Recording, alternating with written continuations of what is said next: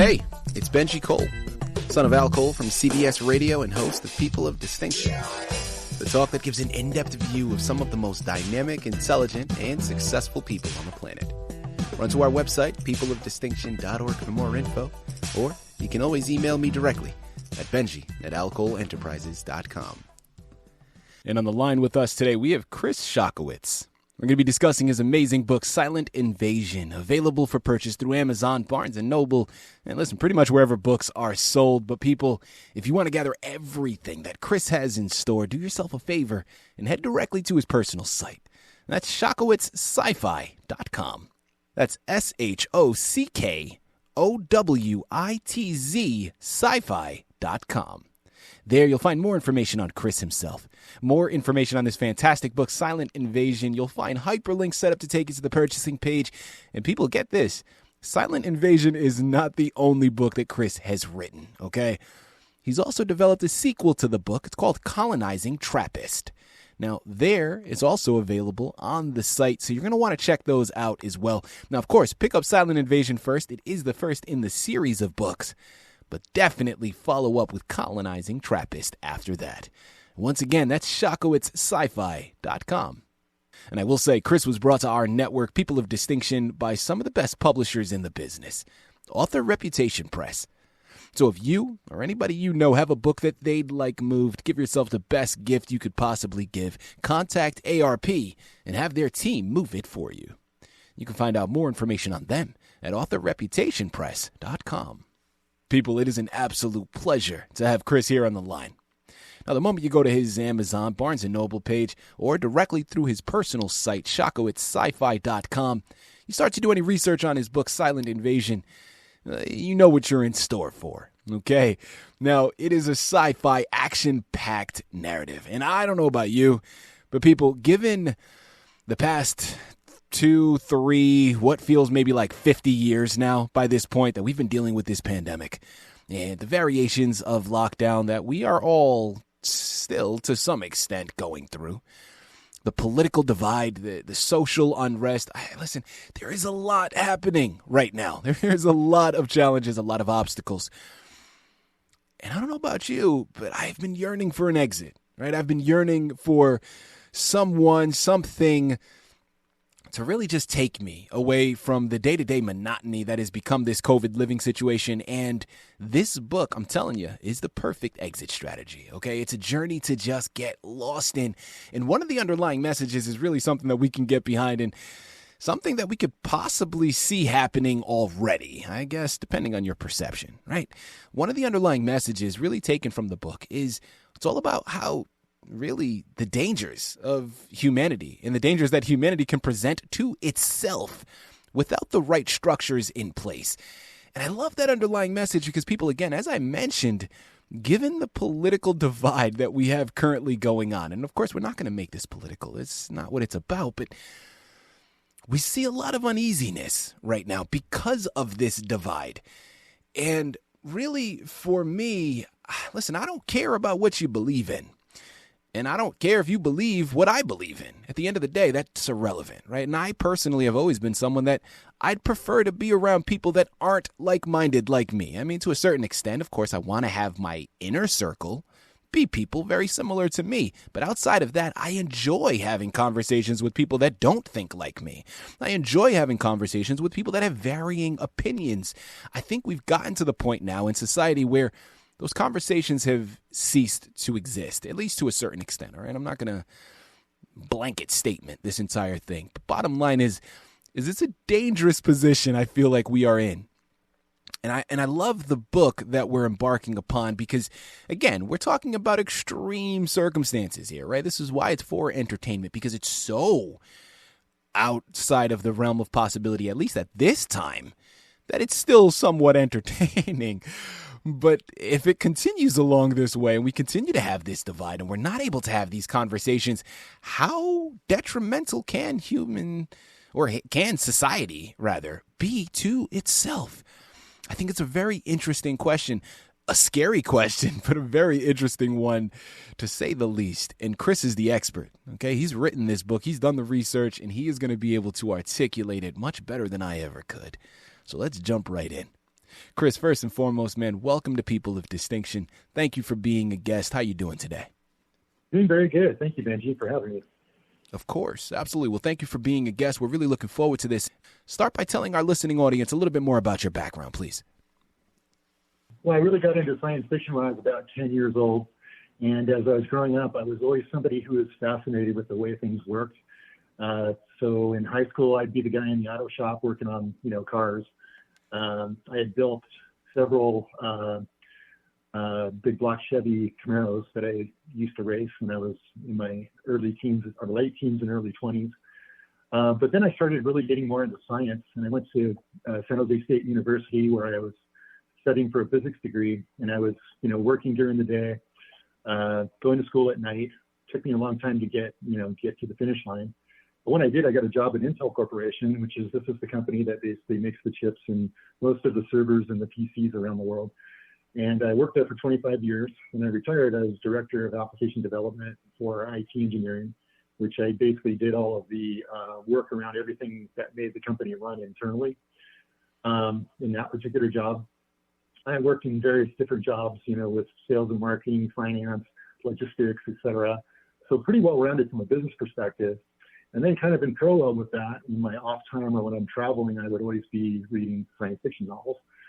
And so when I left Intel, I decided to write my own novel. And it took me about 9 months to crank out the first one, which is Silent Invasion. Then it took me about 3 months to do the next one. And basically, each one of these is on the same timeline. And basically, I'm going to do 2 more novels after Silent Invasion, but before Colonizing Trappist, and then a couple after. But essentially, what I do now to keep me interested during the day is I'm a tax deferral consultant. So I moved along, through a lot of different jobs, but kind of the theme between all of them is really understanding something deeply and understanding how things work. And I really love just technology because of all the things that enable it. Mm-hmm. People, one of the things that I took from that was when it comes to science fiction, I mean, this is what Chris knows. Okay. This is his background. This is something that he has, of course, just been engrossed in. So, the information is coming from a knowledgeable place, which really sets us up for a fantastic journey. Chris, without further ado, man, Silent Invasion. Tell us a little bit more about your book. Yeah. So at a high level, the main characters are a reporter and a CIA agent. And the two of them are always kind of on opposite sides of the story. The CIA agent's trying to stop the reporter from getting the news, and the reporter's trying to get the news. So they have an adversarial relationship.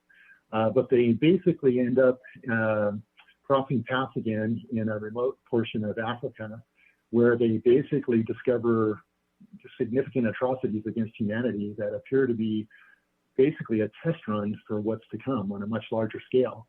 At the end of the day, it's an alien plot that's really of an unimaginable scale, decades in the making. And if they don't stop it within a few months, there's going to be a new Holocaust unleashed upon all of humanity, the Silent Invasion. There you have it. Chris, let's talk about inspiration, man. Now, again, as you said in your opening statement, again, science fiction is your background. This is what you know. It's always been an interest of yours. So we understand why this was an inspiring thing for you to write the book.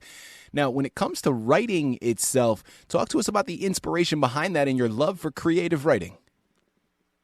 At first, I had never really thought about writing a book. But about 1999, it was really fascinating me what happened in Rwanda with the Tutsi and the Hutu and how these races lived together for hundreds of years, literally, and then eventually one just turned on the other one and started genociding them. And I was looking at, how could that happen? And I started digging into sort of the psychology behind it. And, it's that scenario has been repeated hundreds of times throughout history, where some leader is capitalizing on some turmoil to cause an opposing group to be demonized and essentially eliminated from the picture so that they can gain more power. Mm-hmm. But it all came down to people wanting power and using situations to basically create that power. And then about 2000, I was up late at night watching some Twilight Zone reruns. There was like 5 in a row. I stayed up till, 4 a.m. or something. And then that next morning when I woke up, I kind of realized, you know what? there's no reason for any alien race that wanted to take over the Earth to ever risk their own lives. They don't have to invade the Earth. All they have to do is manipulate us because we're so willing to kill each other. All you need to do is essentially set up an Illuminati, and they would never even need to expose themselves to a single human being. They would basically just create a cause, get people behind it, and then essentially pick at our differences, make us dislike each other, make us, attack each other. And for some reason in human psychology, it's very possible to do that if the person who's basically getting manipulated doesn't really have that true North Star from a moral perspective. If you morally don't know right and wrong clearly, just black and white, clear, then you don't see the signs of things that you're starting to do. And, if you're picking up a brick and throwing it through somebody's window, you're probably missing that North Star. If you're hating another human being and demonizing them, you got to realize we're all people. And when you really get to know even your worst enemy, you're more alike to that person than you are to anything else in the universe. When you think of how big the universe is and how small Earth really is, it's beyond a shame. It's almost criminal that we don't get along with each other because this is the only place we've got. Mm-hmm. Absolutely. So this book is really about how an alien race could manipulate us to essentially kill each other. I love it. Chris, listen, this is great points that you're bringing up. People, I'm telling you, get ready for a ride, okay? We're here on the line with Chris Shockowitz. We're discussing his amazing book, Silent Invasion, available for purchase through Amazon, Barnes & Noble, wherever books are sold. But make sure you check out his site, ShockowitzSci-fi.com, to gather everything that he has in store. Now, Chris, next question that I want to go into, man, and really a curiosity for myself, but what would you say was a highlight for you in writing the book? Or if not a highlight, something that surprised you that you weren't anticipating before you began?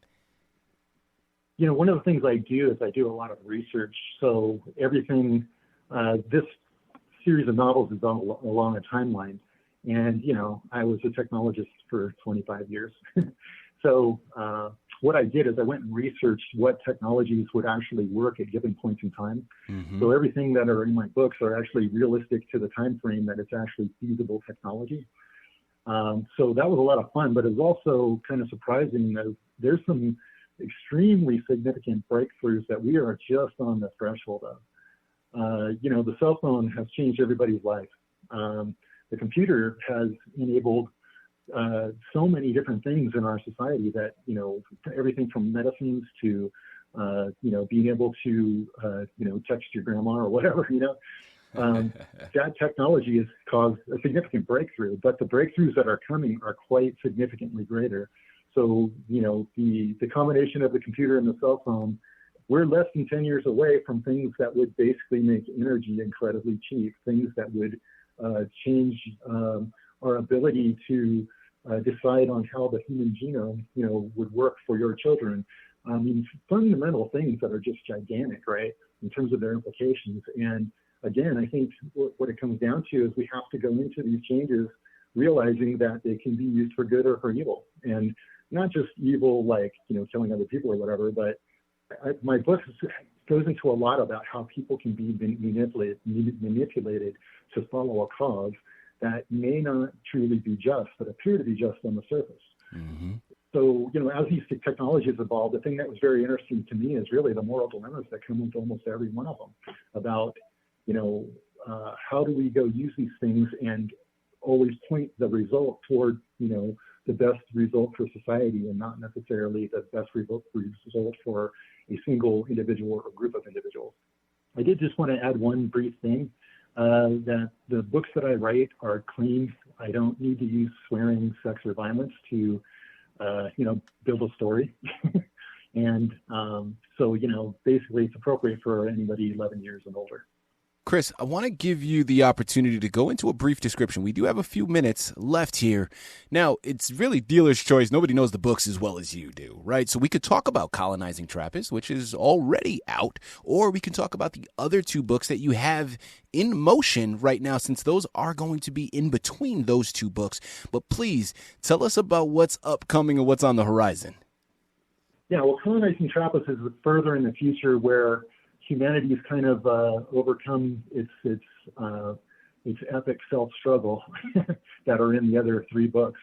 And then essentially they start exploring, the galaxy. So that's really kind of a hardcore science fiction, very similar to some of the classic sci-fi books like Rendezvous with Rama or Hyperion, Dune, et cetera. It's that kind of a class of a novel. Silent Invasion is kind of a little bit more like a sci-fi novel, meaning science fiction and intrigue and adventure, But essentially what happens at the end of Silent Invasion, not to give too much away, is that there is a discovery of what humanity has run into, which is essentially first contact with an alien species, which does not, they're not benevolent. So then the next 2 books really go into what we're going to do to protect ourselves as well as to address the threat that's coming at us. So that's really what those next 2 books are all about. This is a book I can easily see on the silver screen, right? Whether it's a television series, a feature film. I mean, come on, this is written and easily something to be developed for the Hollywood screen. Have you ever thought about creating this? I'm sorry, what was that? When I wrote it, I designed it so it could be a movie. There you have it. That was going to be the next question. Dream a little. People, I'm telling you, Amazon, Barnes & Noble, Shockowitz.com is where you have to go. Silent Invasion is available now. Colonizing Trappist is available now. Pick up both copies. Wonderful journeys to just get lost in. I promise you, you will not be disappointed. Look back infrequently for the other 2 books that'll be published very, very shortly. Okay, this is something you're absolutely going to want to take advantage of, or a fantastic gift to add to someone else's shelf. So you know where to go today to pick up your copies. Chris, this has been an absolute pleasure, man. Such an honor. I truly mean that. Thank you once again for being a guest on People of Distinction. Well, thank you for the opportunity. I really appreciate it.